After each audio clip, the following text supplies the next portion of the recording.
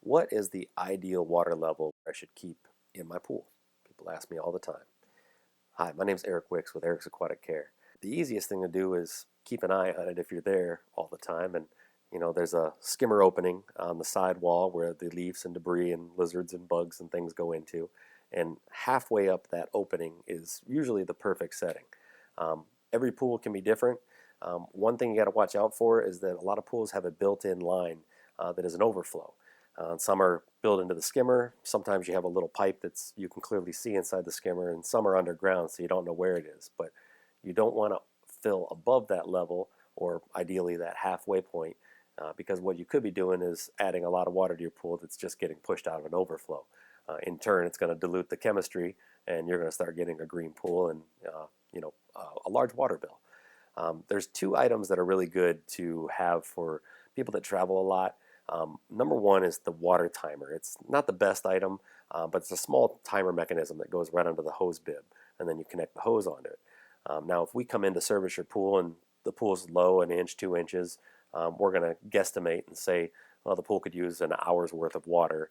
Of course, you're going to need that water to be on full blast. So we'll open the hose bib, turn the water timer on for an hour, hour and a half, or whatever, which is fine.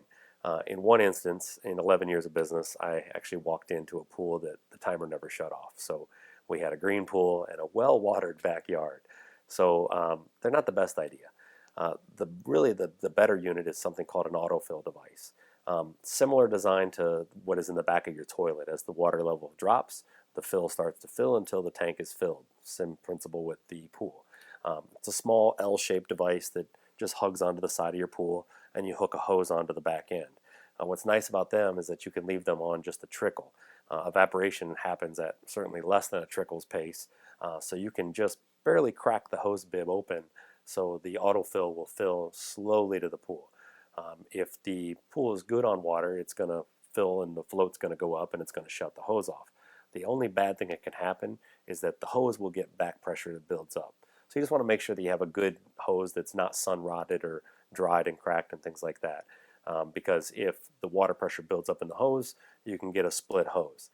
If that does happen, the good news is that you only have the hose bib on just a crack, just a trickle, so you're losing small amounts of water instead of watering the backyard or filling a canal out back. So that's my advice. An autofill device is certainly a good idea, but certainly better if you're in town to keep an eye on things yourself.